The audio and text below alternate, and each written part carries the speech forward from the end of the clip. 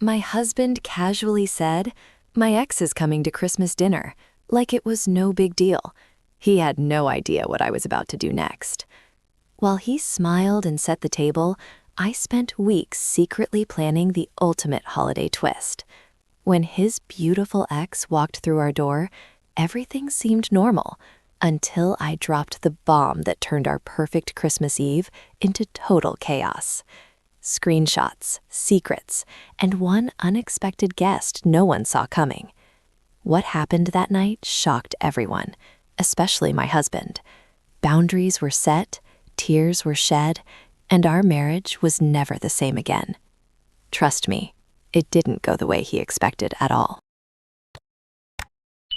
I'll never forget the exact moment my husband, Jake, dropped those words on me like it was the most casual thing in the world. It was 2 weeks before Christmas, and our house in the quiet suburbs just outside Chicago was already wrapped in that warm, chaotic holiday glow. Snow was falling softly outside the big kitchen window, the kind of gentle, fluffy flakes that make everything look like a postcard. Inside, the air smelled like fresh pine from the tree we'd just decorated and the cinnamon-spiced coffee I had brewing in the pot. I was standing at the island, carefully wrapping gifts for the kids. Lily, our 8-year-old daughter, had asked for a new American Girl doll, and Max, our energetic 6-year-old son, wanted every Lego Star Wars set he'd seen on TV.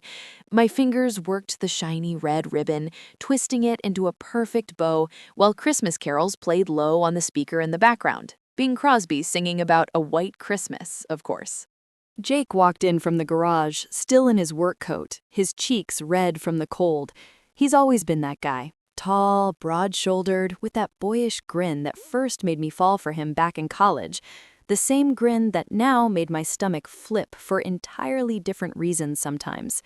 He dropped his keys on the counter and leaned against it, rubbing his hands together for warmth. "Hey, Bab," he said, his voice light and easy, like he was commenting on the weather. "My ex is coming to Christmas dinner." I froze.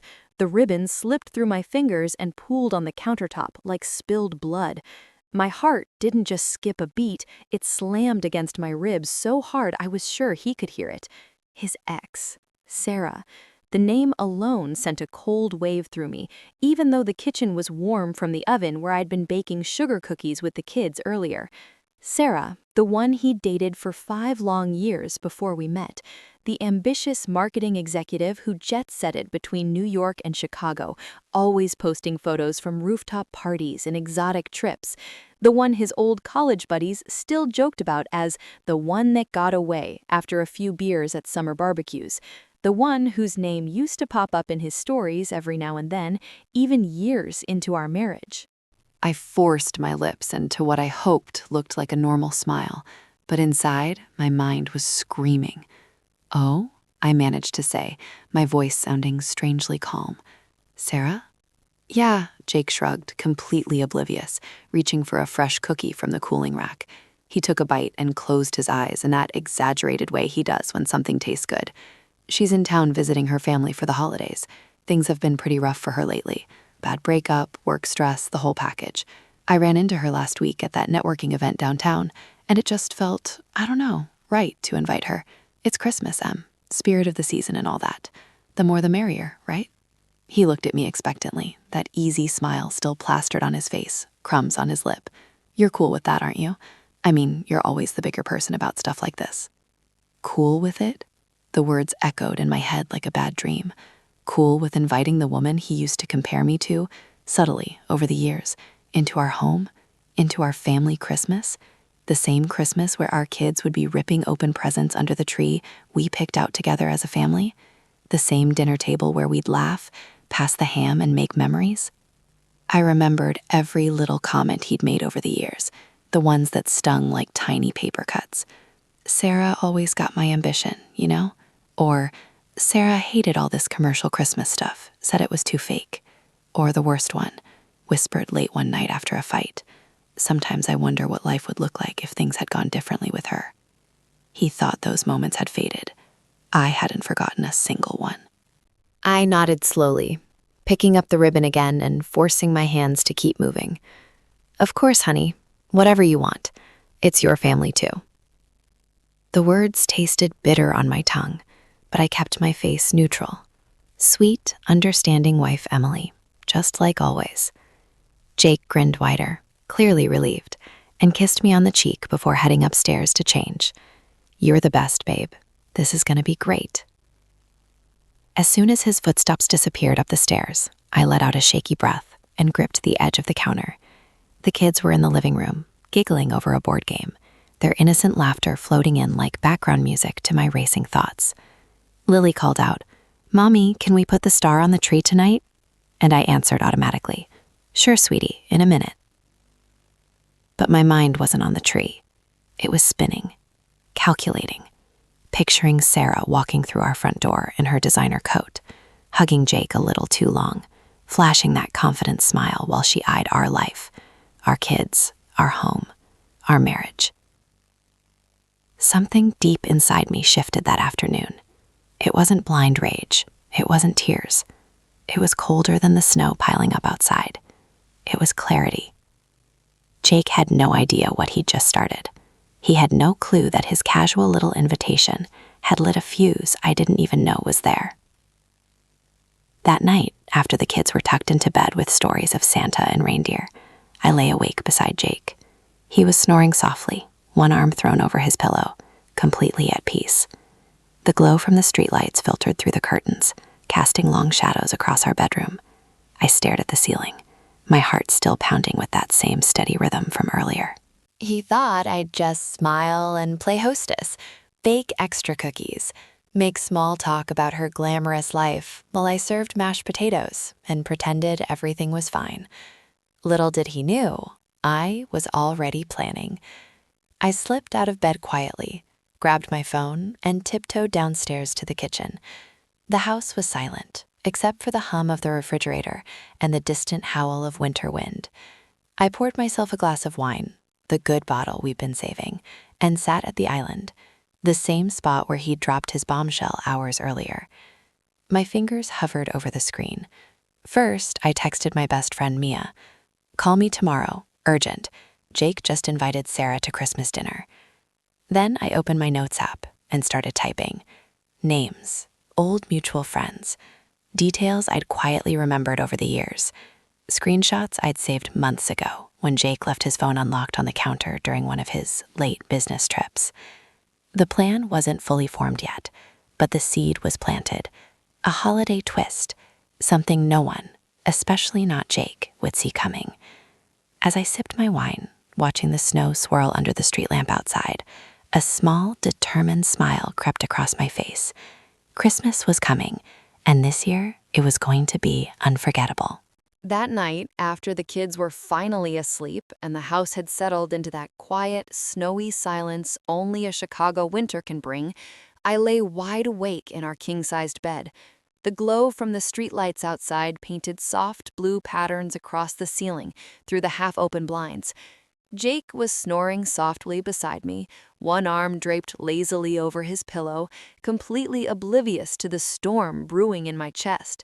His breathing was steady and peaceful, the same rhythmic sound that usually comforted me after long days of mom duties and household chaos. Tonight, it felt like a betrayal. Sarah. The name kept echoing in my head like a bad song you can't turn off. I kept replaying Jake's casual shrug in the kitchen, the way he'd bitten into that cookie like inviting his ex to our family Christmas was no bigger deal than asking for extra whipped cream on his hot chocolate. "The more the merrier," he'd said, as if our holiday table was some open buffet where old flames could just pull up a chair. I turned onto my side, staring at the digital clock on the nightstand. 1:47 a.m. Sleep wasn't coming anytime soon. My mind was racing too fast, memories, doubts, and a growing sense of resolve all tangled together. Sarah wasn't just any ex. She was the glossy, successful version of the life Jake sometimes seemed to miss.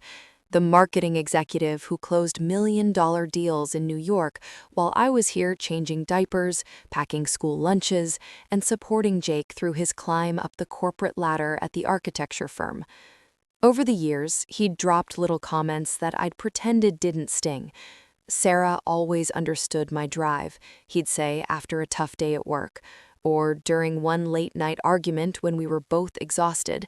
She hated all the traditional holiday stuff, said it was too commercial and fake. As if my love for Christmas trees, matching family pajamas, and baking cookies with the kids made me somehow less exciting. I had let those comments slide. I told myself it was normal. Everyone has a past.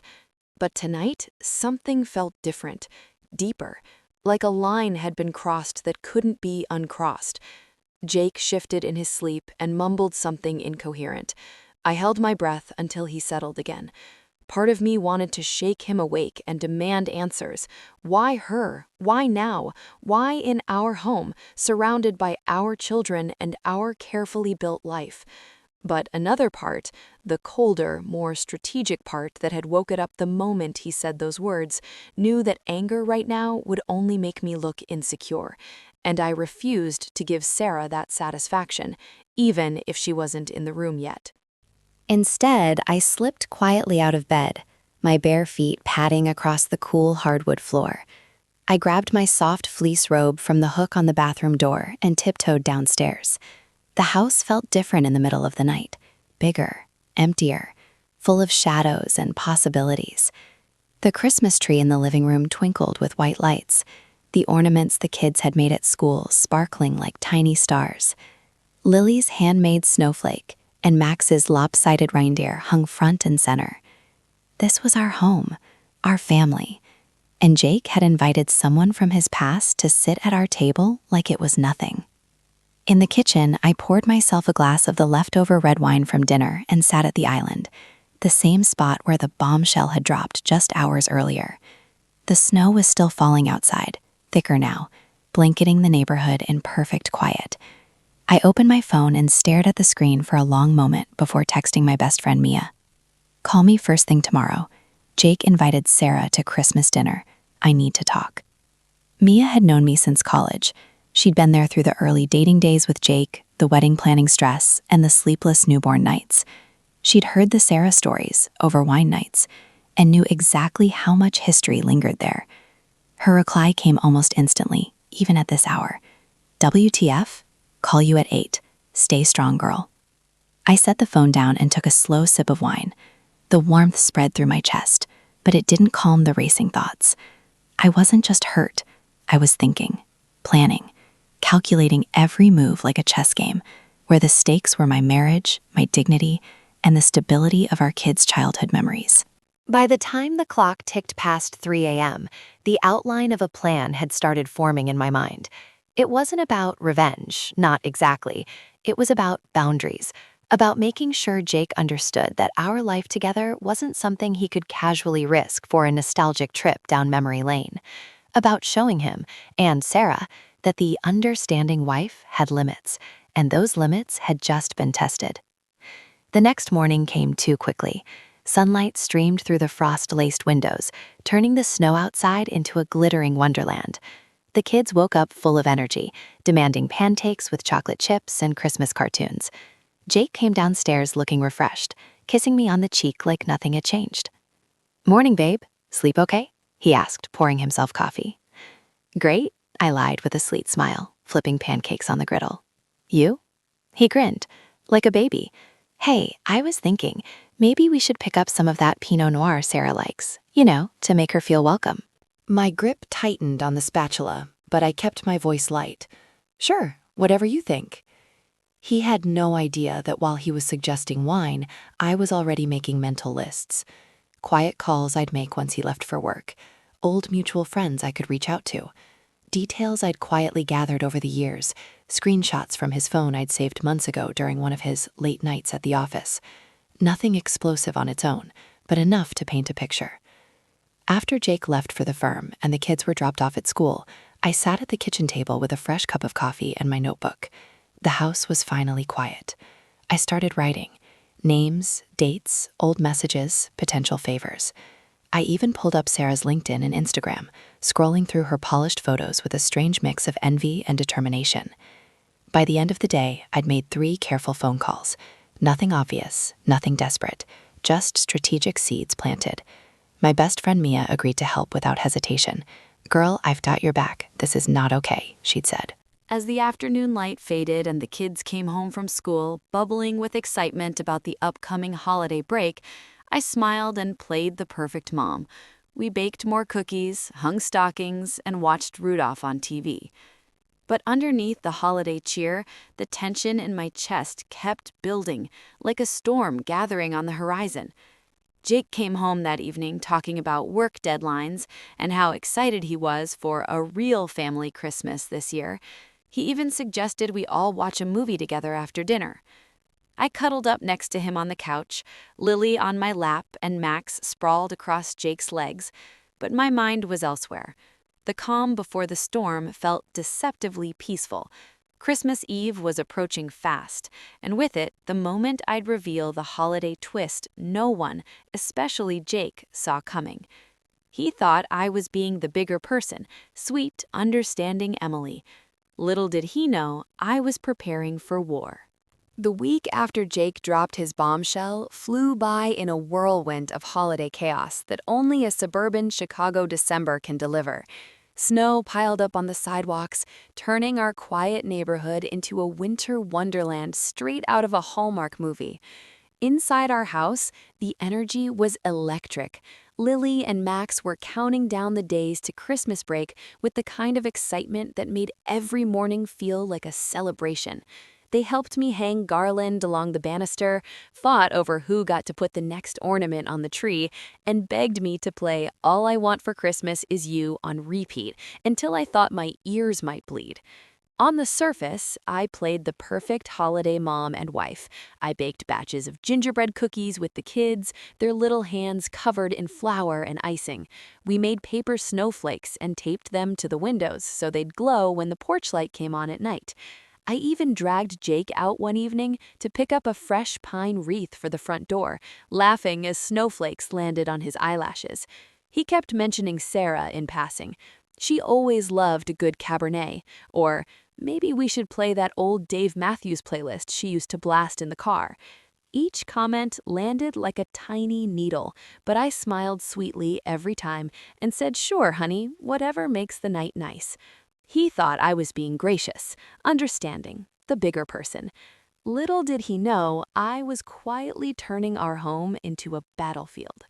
Every night after the kids were in bed and Jake had dozed off in front of the TV, I slipped downstairs to the guest room I'd turned into my secret command center. I'd close the door softly, flip on the small desk lamp, and spread out everything I'd been gathering. Old printed photos, screenshots I'd saved months ago when Jake left his phone unlocked on the kitchen counter during one of his business trips to New York. Notes scribbled on yellow legal pads with dates, names, and little connections I'd pieced together over the years. I spent hours on my laptop, careful to keep the screen brightness low so Jake wouldn't notice if he woke up. I reached out to a few mutual friends from Jake and Sarah's college days, casual texts that sounded innocent but were anything but. "Hey, long time. Quick question, do you still have any old group photos from that trip to Aspen?" One friend, a guy named Tyler, who'd always been loyal to Jake, sent me a folder of pictures without thinking twice. Another old roommate of Sarah's replied with a hesitant, "Why do you need this?" I gave her a vague story about wanting to surprise Jake with a nostalgic slideshow. She bought it.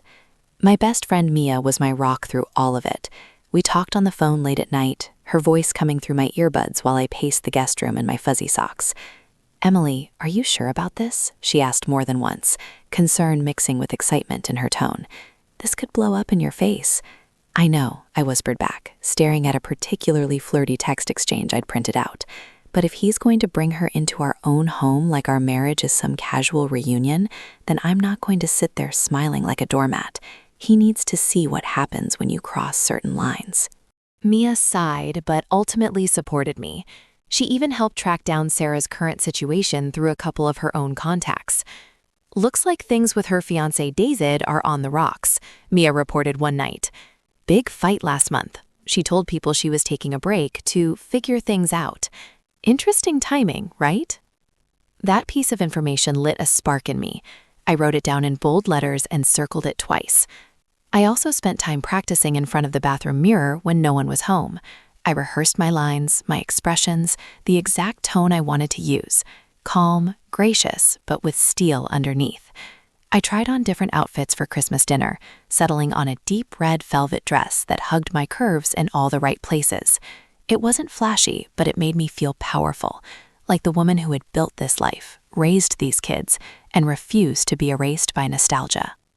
One afternoon, while the kids were at school, I drove to a quiet coffee shop across town and met with an old acquaintance who worked in PR. Over lattes, I asked subtle questions about how to handle delicate social situations without it looking planned. She gave me tips on timing, delivery, and keeping control of the narrative. I took notes like I was preparing for a board meeting instead of a family holiday dinner. By the middle of the week, the tension in my chest had transformed from raw hurt into something sharper, focused energy. Every time Jake kissed me goodbye in the morning and mentioned something else about Sarah, she's vegetarian now, I think. Maybe we should have a special option. I felt the clock ticking louder in my head. Christmas Eve was approaching fast, like a train I could hear coming down the tracks. The house looked picture perfect on the outside. Twinkling lights lined the roof thanks to Jake's weekend efforts. The smell of sugar cookies and mulled cider filled every room. The kids wrote letters to Santa and left them on the mantel. But underneath all that holiday magic, I was wiring invisible tripwires. I printed the most damaging screenshots, not the worst ones, but enough to make a point. I prepared a thick envelope and hid it in the drawer of the side table in the dining room, right where I could reach it easily during dinner. I even asked my sister-in-law, Rachel, to come a little early on Christmas Eve. She was the only other person who knew part of the plan. "Just be ready to record if things get interesting," I told her quietly over the phone. She laughed nervously, but agreed. As the days counted down, the suspense built like a pressure cooker. I caught myself staring at Jake sometimes, wondering if he had any clue what was coming. He'd walk around the house humming Christmas tunes, completely relaxed, talking about how nice it would be to catch up with old friends. Every night I lay in bed beside him, my mind racing with possibilities. Would Sarah deny everything? Would Jake get angry? Would the kids sense the tension? Part of me felt guilty for turning our peaceful Christmas into something so calculated. But then I'd remember his casual shrug in the kitchen. "You're cool with that, aren't you?" And the guilt would fade, replaced by steely determination. The calm before the storm was almost over. Christmas Eve was only days away, and with it, the holiday twist that would change everything. Jake had no idea what I was about to do, but I did, and I was ready. Christmas Eve finally arrived, and our house in the Chicago suburbs felt like it had been lifted straight out of a holiday movie. The snow had stopped falling earlier that afternoon, leaving a thick, sparkling white blanket over everything. Icicles hung like crystal daggers from the roofline, catching the glow of the colored lights Jake had strung up along the porch. Inside, the air was thick with the most comforting smells. Roasted ham glazed with honey and brown sugar, cinnamon-spiced apple cider simmering on the stove, fresh pine from the Christmas tree, and the sweet vanilla of sugar cookies cooling on racks. Soft jazz versions of Christmas carols played from the speaker in the living room, and the twinkling white lights on the tree reflected off every shiny ornament the kids had proudly hung. Lily and Max were buzzing with pure, uncontained excitement. They raced around in their matching red and green plaid pajamas, cheeks flushed, eyes wide as they kept asking, "Is it time for presents yet?" And "When is Santa coming?" I'd dressed them early so they'd look picture perfect for the evening. Lily's hair was in neat pigtails with little velvet bows, and Max had reluctantly let me comb his hair. They were the picture of innocent holiday joy, completely unaware of the undercurrents swirling beneath the surface. Jake had been in a strangely cheerful mood all day. He'd helped set the dining room table with our best china, the white plates with the delicate gold rim that we only used for special occasions. He'd even lit the candles and arranged a beautiful centerpiece of fresh evergreen branches, red roses, and pine cones. Every few minutes, he'd glance at his watch or check his phone, humming along to the music with a boyish energy I hadn't seen in months.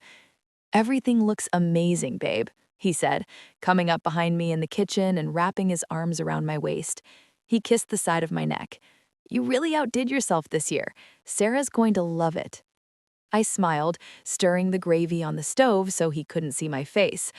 I hope so. I want everyone to feel welcome. He squeezed me gently.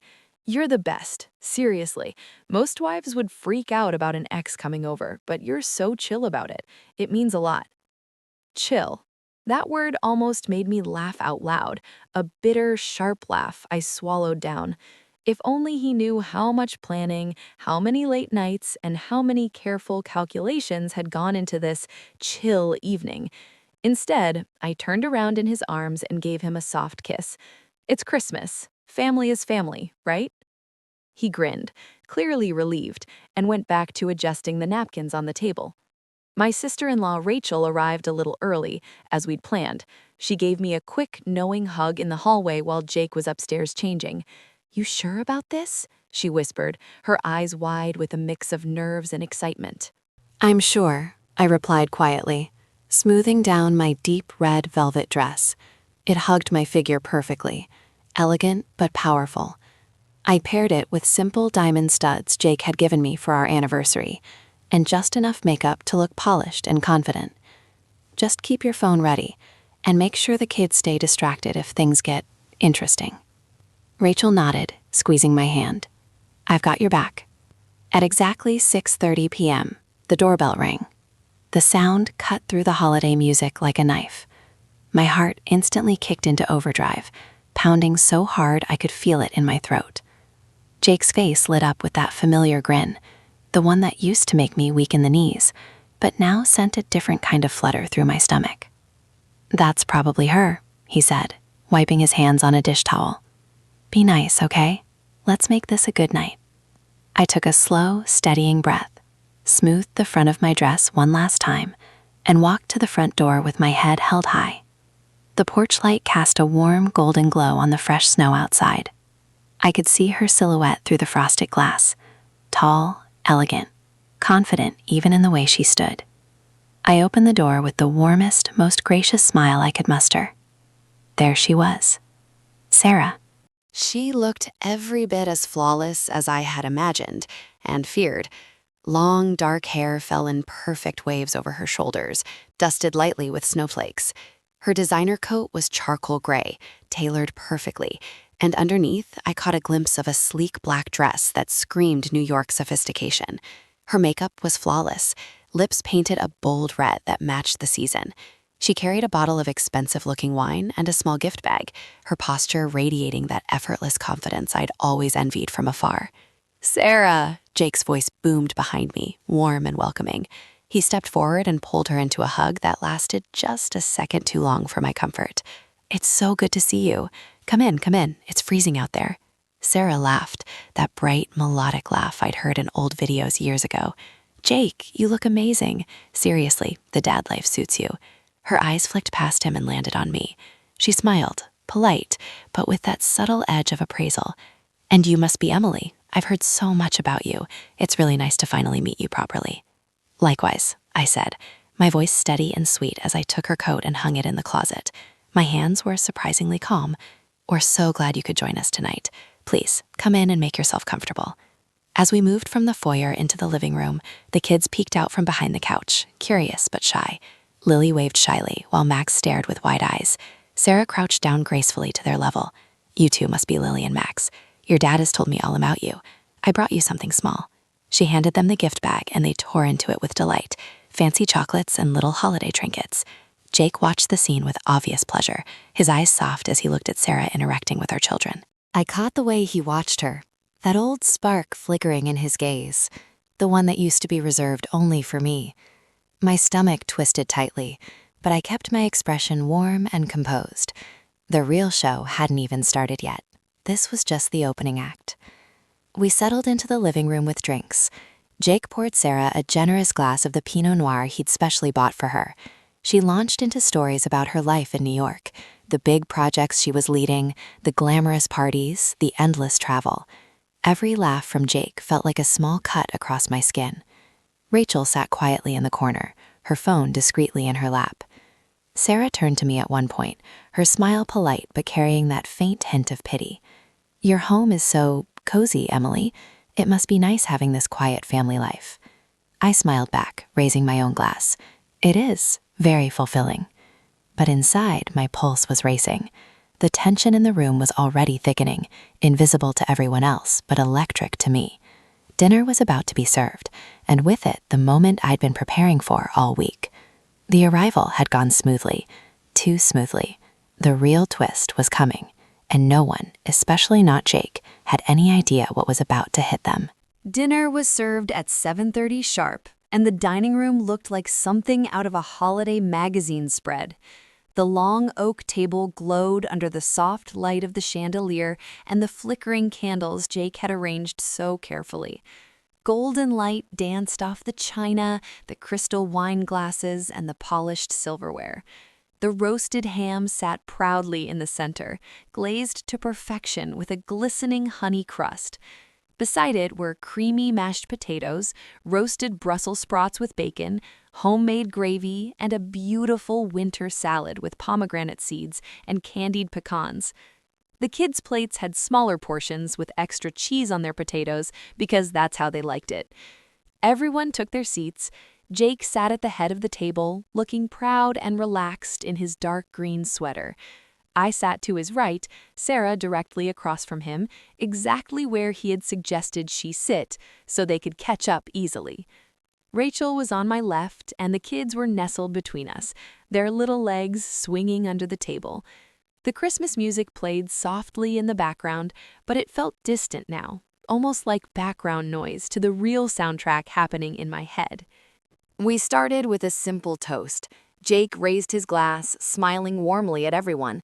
To family, old friends, and a very Merry Christmas. So glad you could be here, Sarah.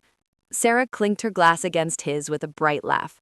To old times and new beginnings. This is really sweet of you both. I smiled and raised my own glass, but the wine tasted sharper than usual.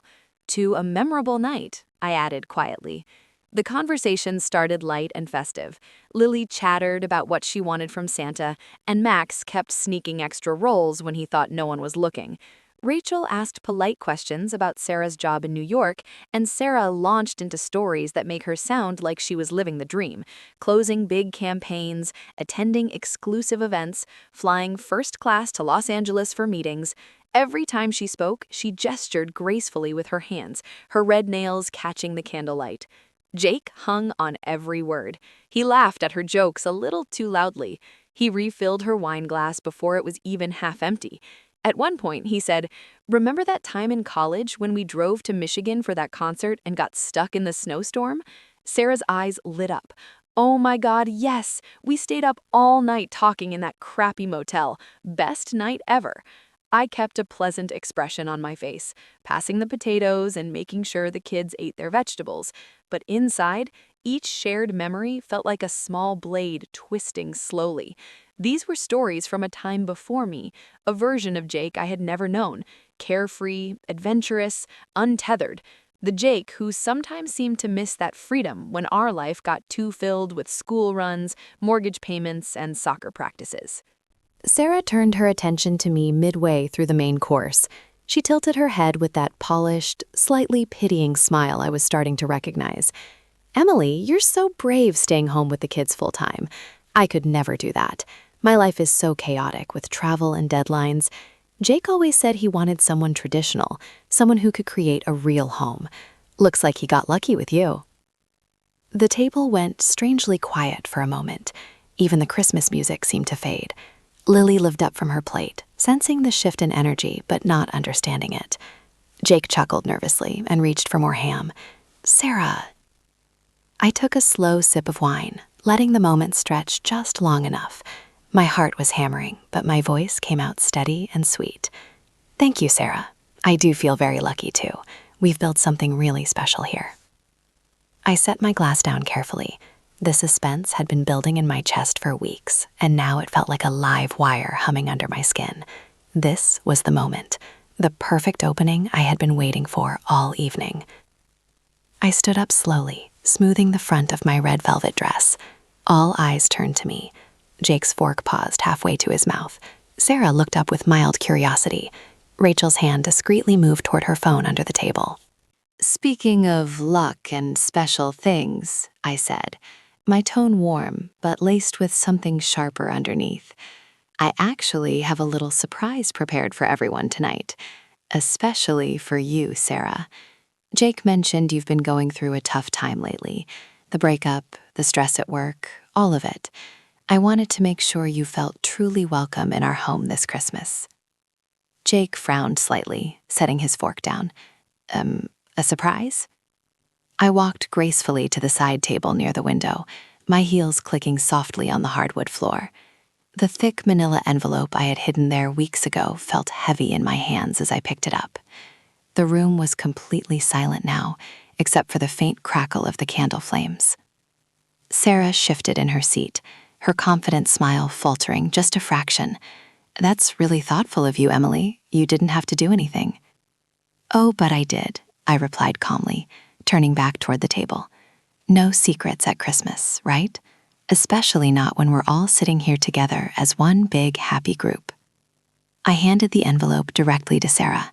Her perfectly manicured fingers took it, a look of polite confusion on her face. She opened the flap and pulled out the printed pages inside, clear screenshots of old text messages between her and Jake, flirty messages from last year during his business trip to New York. Not full-blown cheating, but intimate enough. Inside jokes, late night I miss talking to you texts, compliments that crossed the line for a married man. Her face went pale. The color drained from her cheeks as she scanned the pages. What is this? Jake's eyes widened in shock. Emily, what the hell are you doing? The tension at the table was now thick enough to choke on. The kids looked confused, sensing the sudden change in the air. Rachel stayed quiet, but alert. Sarah's hands trembled slightly as she held the papers. I remained standing, my voice steady and controlled, like I was simply discussing the weather instead of detonating a bomb in the middle of our Christmas dinner. Just making sure we're all on the same page tonight, I said softly, because if we're going to celebrate family and old friends, let's do it with honesty. Wouldn't you agree, Sarah? The room felt like it was holding its breath. Jake stared at me, his face turning red with a mixture of anger and disbelief. Sarah looked like she wanted the elegant dining room floor to open up and swallow her whole. But I wasn't finished. Not even close. This was only the beginning of the holiday twist no one saw coming. The silence in the dining room was deafening. The only sounds were the faint crackle of the candles and the soft hum of the Christmas music still playing in the background, now sounding almost mocking in its cheerfulness. Sarah sat frozen, the printed screenshots trembling slightly in her manicured hands. Her perfectly painted red lips had parted in shock, and the confident glow she'd carried into our home had vanished in an instant. Jake's face had gone from relaxed holiday cheer to pure disbelief. His fork was still hovering in midair, mashed potatoes slowly sliding off it onto his plate. "Emily," he said, his voice low and strained. "What the hell is this? You went through my phone?" I stayed standing at the edge of the table, my red velvet dress suddenly feeling like armor. My heart was pounding so hard I could feel it in my ears, but I kept my voice calm and steady, the same tone I used when calming the kids after a nightmare. "I didn't have to go through it, Jake. You left it unlocked on the kitchen counter for hours during one of your late business trips last year. I saw the messages pop up. I took screenshots because, well, deep down, I think I knew I might need them one day." Sarah finally found her voice, though it came out sharper than before. "This is ancient history, Emily. These texts are from over a year ago. You're seriously bringing this up at Christmas dinner in front of your children?" I looked at her directly, my expression composed, but my eyes locked on hers. "Ancient history? Jake invited you into our home like nothing ever happened, like our marriage and our family were just a casual backdrop for your little reunion. If it's so ancient, why did he feel the need to reach out and invite you here? Why did he buy your favorite wine and talk about old college stories all evening?" The kids were staring wide-eyed now. Lily's lower lip trembled slightly, and Max kept looking between me and his dad, sensing the grown-up storm but not understanding it. Rachel had her phone discreetly angled under the table, just as we'd discussed. Jake pushed his chair back and stood up, his face flushed red with a mix of embarrassment and rising anger. "This is insane! You're embarrassing everyone. Sarah came here in good faith. It's Christmas, for God's sake." "Good faith?" I repeated, letting a small, bitter smile touch my lips. "Is that what you call flirting with your ex while your wife is home raising your kids and holding everything together?" I let those messages go last year because I didn't want to blow up our family. I told myself it was harmless nostalgia. But inviting her here, into our children's Christmas? That crossed a line, Jake. Sarah tried to recover, forcing a laugh that sounded hollow. "You're overreacting, Emily. Jake and I are just old friends. There's nothing going on. These texts don't mean anything." I tilted my head slightly, keeping my voice dangerously calm. "Nothing? You always got me in a way no one else does. Miss those late-night conversations.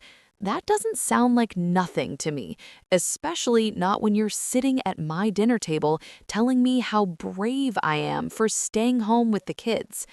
The tension in the room was suffocating.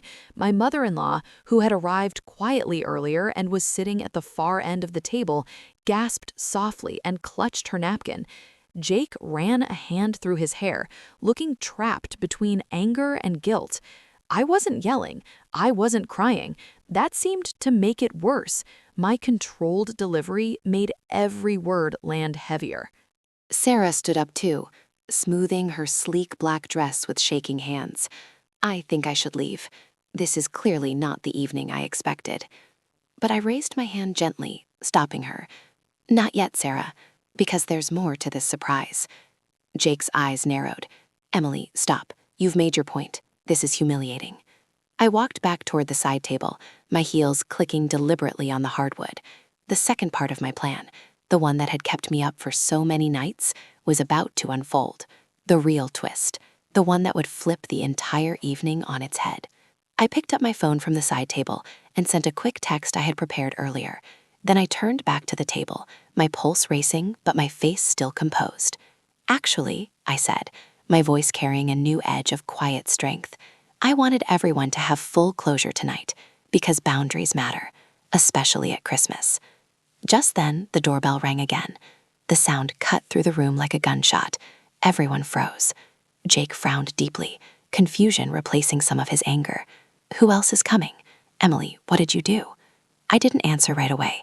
Instead, I walked slowly toward the front door, feeling every eye in the room burning into my back. My hands were steady as I reached for the handle. This was the moment I had planned for weeks, the holiday twist that would change everything. I opened the door to the cold Chicago night. Snowflakes were starting to fall again, swirling under the porch light. Standing there was a tall, handsome man in a sharp navy suit, holding a bottle of expensive champagne in one hand and a bouquet of winter roses in the other. His jaw was set, his eyes already scanning past me into the house. "Hi, everyone," I announced loudly enough for the whole dining room to hear as I stepped aside to let him in. "This is David, Sarah's fiancé. Or should I say ex-fiancé? I wasn't entirely sure after your big fight last month, so I thought I'd invite him too, for full transparency and closure. Merry Christmas." David stepped inside, his gaze immediately locking onto Sarah across the room. His expression darkened. "Sarah, what the hell are you doing here?" Chaos erupted instantly. Sarah's face went completely ghost white. She stumbled back a step, knocking her wineglass over. Red wine spilled across the white tablecloth like blood. "David, this isn't, I can explain." Jake looked between Sarah and David, stunned, speechless. "Fiancé? You told me you were single and struggling. You said things had been rough and you needed a friendly face for the holidays." David laughed bitterly, stepping further into the dining room. "Friendly face? She told me she was spending Christmas with her sick aunt in Michigan, not having dinner with her ex-boyfriend and his family." The room exploded into raised voices. The kids started crying. My mother-in-law stood up, demanding answers. Rachel was filming discreetly, her eyes wide. I stood calmly near the doorway, watching the scene unfold. Jake turned to me, his face a mask of shock and betrayal. "Emily, why?" he whispered, voice cracking. I met his eyes steadily. Because boundaries matter, Jake. And because I wanted you to see exactly what inviting your ex into our marriage really looks like. The first twist had landed, but the night was far from over. The dining room that had looked so picture-perfect just minutes earlier now felt like a battlefield. Red wine stained the white tablecloth in a spreading pool, looking almost like blood under the warm glow of the chandelier. The beautiful roasted ham and side dishes sat forgotten as voices rose and clashed. Lily had started crying softly, burying her face in Rachel's side, while Max stared with wide, confused eyes, his little hands gripping his napkin like a shield. David stood tall in the middle of the room, his sharp navy suit suddenly seeming too formal for the mess unfolding around him. His eyes were locked on Sarah with a mixture of hurt and fury. "Sarah, I drove 2 hours through the snow because you said you needed space and were spending a quiet Christmas with family. Instead, I walk in and find you having an intimate dinner with your ex and his wife? What the actual hell?" Sarah's face had gone from ghost white to flushed red in seconds. She tried to stand straighter, smoothing her sleek black dress with trembling hands, but the confidence she'd carried into our home had completely shattered. "David, it's not what it looks like. Jake is just an old friend. Things have been so stressful at work, and I needed a break. I didn't think you'd understand." "A break?" David laughed bitterly, setting the champagne bottle down on the table with a heavy thud. "You told me we were on a break because you needed time to think, not because you were coming here to play happy family with the guy you used to call the one that got away." Jake looked completely blindsided. He stood between them, his head turning from Sarah to David like he was watching a tennis match he never signed up for. "Fiancé?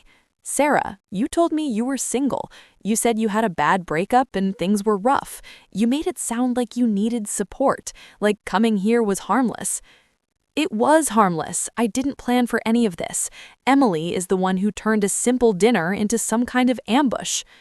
I stayed near the doorway, arms crossed calmly over my red velvet dress, watching the scene unfold like a movie I had directed myself. My heart was still racing, but a strange sense of clarity had settled over me. This was exactly what I had prepared for, the chaos I knew would come when the truth crashed into Jake's nostalgic fantasy. "Ambush?" I said, my voice cutting through the noise with surprising steadiness. "I simply invited David for transparency. If we're all going to sit at the same table and pretend everything is fine, then everyone should know the full story. No more secrets, no more just old friends excuses." Rachel had moved the kids gently out of the main line of fire, taking them toward the living room with promises of hot chocolate and a Christmas movie. "Come on, sweetie pies, let's let the grown-ups talk for a minute." I gave her a grateful nod. The last thing I wanted was for Lily and Max to witness the worst of it. Jake turned to me, his eyes desperate and angry at the same time. "Emily, this is crazy. You invited her fiancé here without telling anyone? You printed out private messages? Do you have any idea how humiliating this is?" "Humiliating?" I stepped closer, my heels clicking on the hardwood.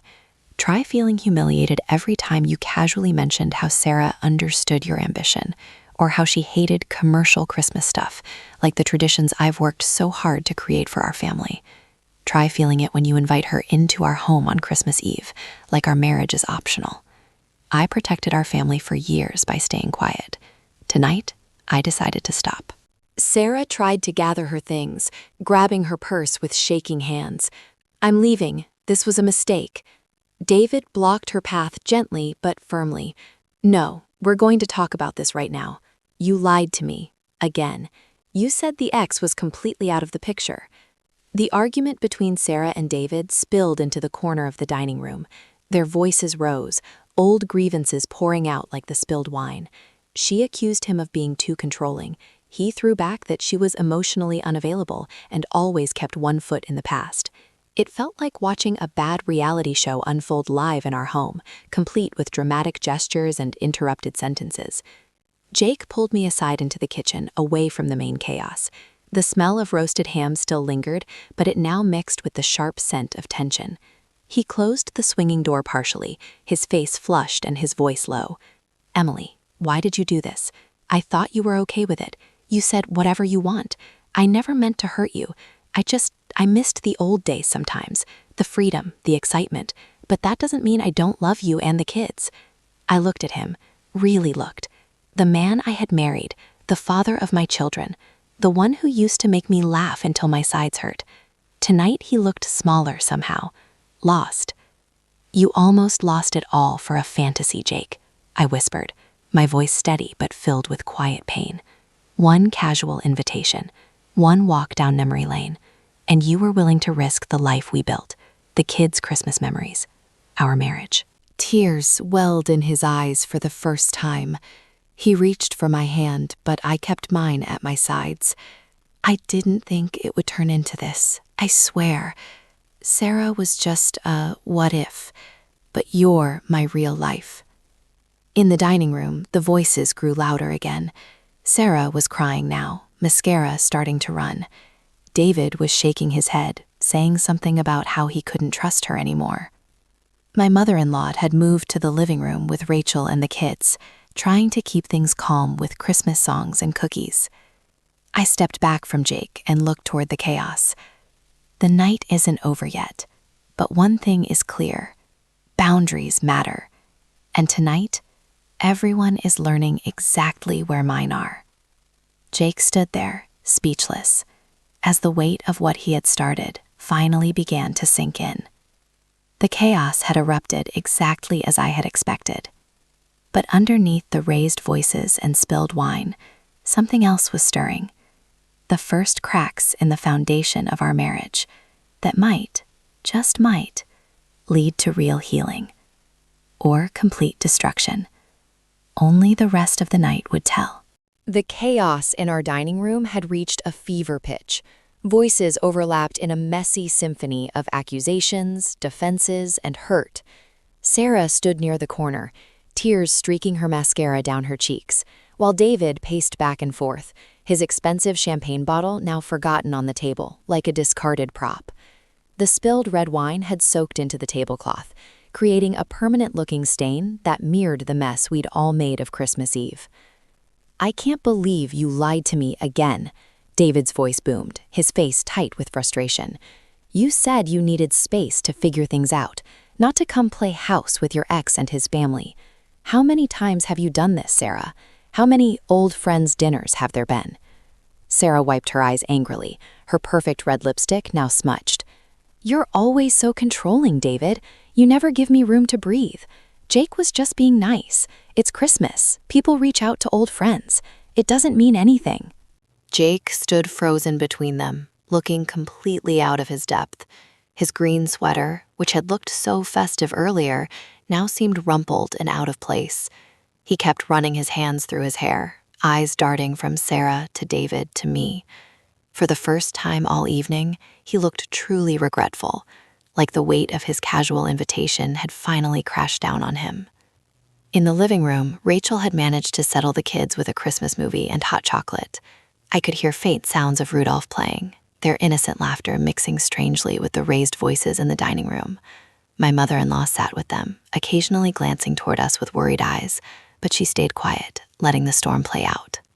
I remained standing near the kitchen doorway, arms crossed, watching everything unfold. My red velvet dress still felt like armor, but underneath it, my stomach was twisted in knots. Part of me felt guilty for turning our peaceful Christmas into this battlefield. The other part, the stronger part, knew this moment was necessary. Jake had to see the consequences of his actions. Sarah had to understand that our marriage wasn't a playground for her nostalgia. Jake finally turned to me again, his voice cracking as he pulled me further into the kitchen. The swinging door closed partially behind us, muffling the argument between Sarah and David. "Emily, please, this has gone too far. The kids are scared. My mom is watching all of this. You've made your point. I get it. I was wrong to invite her. I was selfish. I shouldn't have brought old memories into our home." Jake squeezed my hands tighter. "Emily, tell me what you want me to do. I'll ask her to leave right now. I'll block her number. I'll do whatever it takes to fix this." I pulled my hands away gently and crossed my arms again. "It's not just about tonight, Jake. It's about the pattern, the little comments over the years, the way you sometimes look at our life like it's not enough. Tonight was the final straw. I needed you to see what happens when you cross boundaries. He nodded slowly, tears slipping down his cheeks now. I see it. God, I see it. I was so blind. The front door slammed shut. Sarah had apparently convinced David to talk in his car.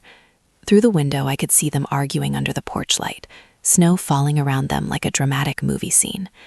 Their silhouettes moved with heated gestures, years of unresolved issues exploding in one snowy Chicago night. Rachel poked her head into the kitchen, her expression tense but supportive. The kids are okay for now. They're distracted with the movie.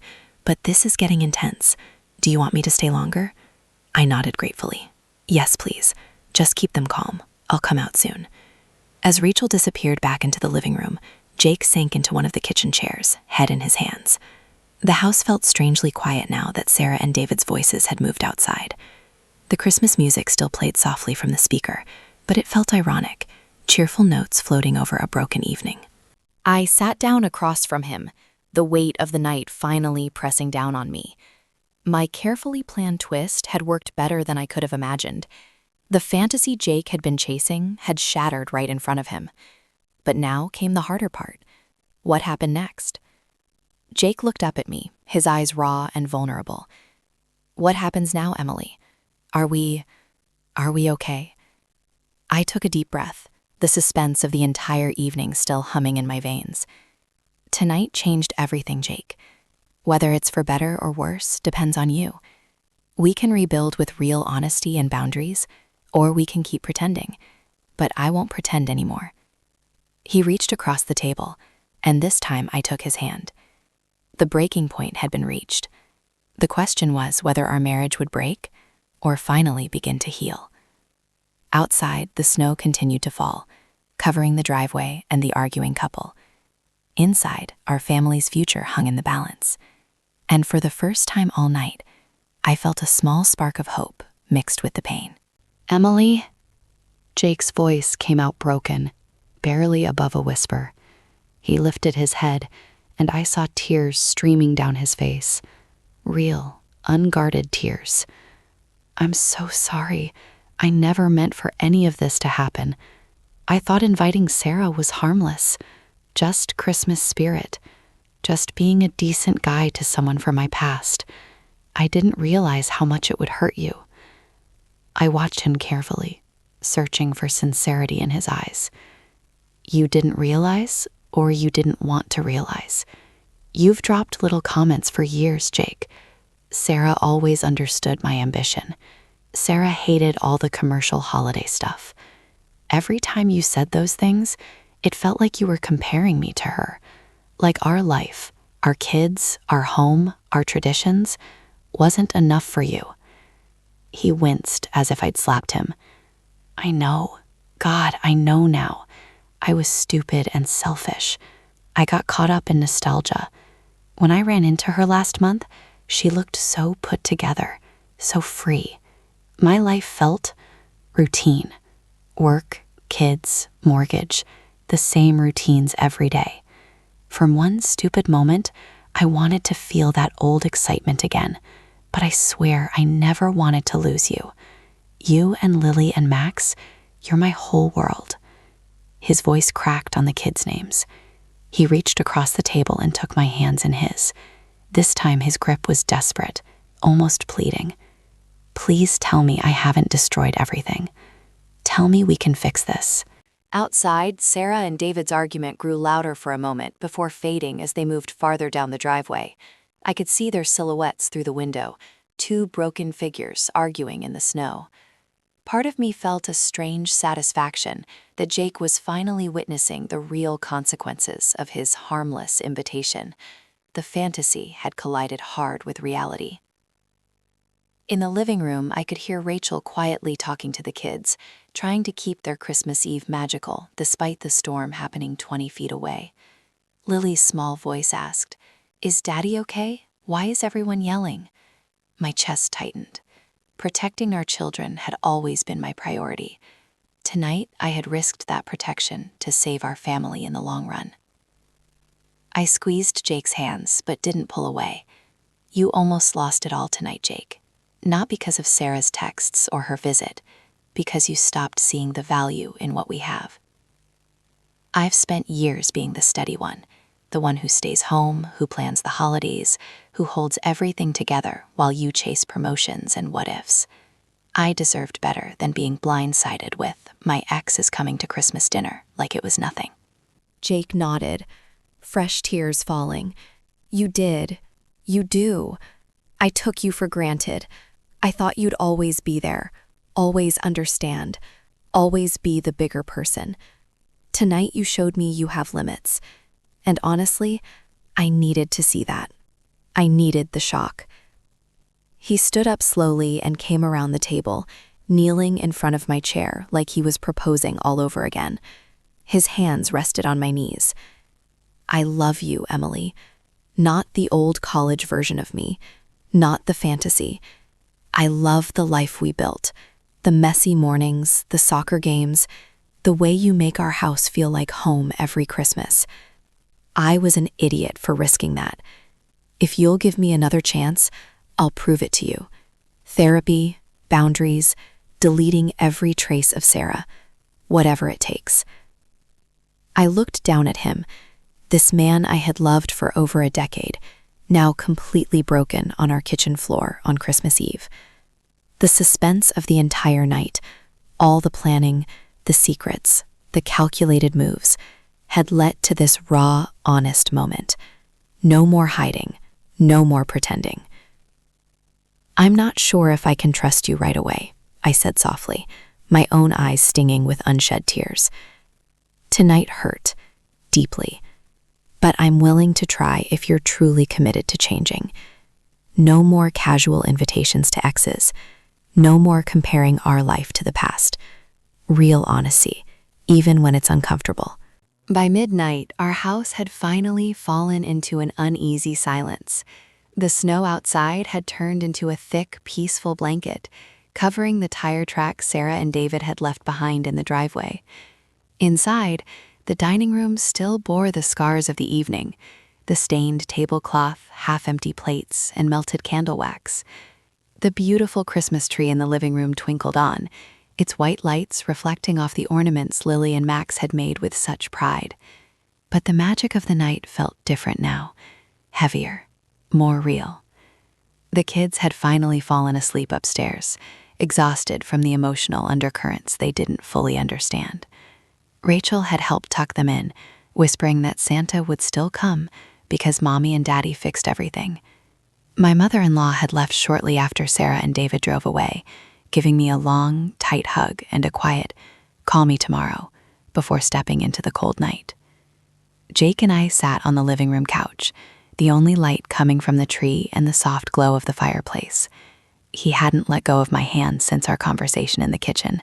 His eyes were red and swollen from crying, and for the first time in years, he looked completely vulnerable, stripped of all the easy confidence he usually carried. The silence between us wasn't angry anymore. It was heavy with everything that had exploded that night. The flirty messages, the casual invitation, the chaos at dinner, the look on Sarah's face when David walked in, the way Jake had knelt in front of me, begging for another chance. I broke the quiet first, my voice soft but steady. "Tonight changed everything, Jake. You almost lost us. Not because Sarah showed up, but because you stopped seeing the value in what we have. I've spent years building this life with you, the late-night feedings, the school runs, the holiday traditions, the quiet moments that actually matter. And in one careless decision, you were willing to bring someone from your past into the middle of it." Jake nodded slowly, squeezing my hand. Fresh tears welled in his eyes. "I know. I was blind. I got caught up in this stupid idea that the grass was greener somewhere else, in old memories, in the version of me that didn't have responsibilities. But sitting here now, seeing how close I came to destroying Christmas for our kids, for you, it woke me up. I don't want that old life. I want this one, with you." He turned toward me on the couch, his voice cracking with raw emotion. "I meant what I said earlier. Tomorrow morning, I'm calling a therapist. We're doing couples counseling. I'll block Sarah on every platform. No more contact. No more just being nice. I'll prove to you every single day that I choose you. Not the fantasy, not the nostalgia. You, the woman who held our family together when I was too busy chasing promotions. The woman who makes our house feel like home every Christmas. I studied his face in the soft tree lights. There was no defensiveness left, no excuses, just genuine remorse and determination. For the first time all night, I allowed myself to feel a small flicker of hope. The holiday twist I had planned so carefully hadn't just exposed the cracks in our marriage, it had forced us to face them head on. The next few days after Christmas were far from perfect. We spent the holiday quietly as a family, opening presents with the kids, making pancakes on Christmas morning, going for a snowy walk in the neighborhood. But behind the smiles, Jake and I talked, really talked. He opened up about feeling the pressure of providing for our family and how it sometimes made him romanticize the past. I shared how invisible I had felt at times, how his casual comments had chipped away at my confidence. True to his word, Jake called a marriage counselor on December 26th and booked our first session for the following week. He blocked Sarah everywhere and even sent her a short final message making it clear there would be no further contact. Sarah never reached out again. That one unforgettable Christmas Eve became the turning point in our marriage. It didn't magically fix everything overnight, but it forced us both to grow. I learned that I was stronger than I realized, that I could protect my family with grace and strategy instead of silent resentment. Jake learned that nostalgia has its place, but it should never come at the cost of the present.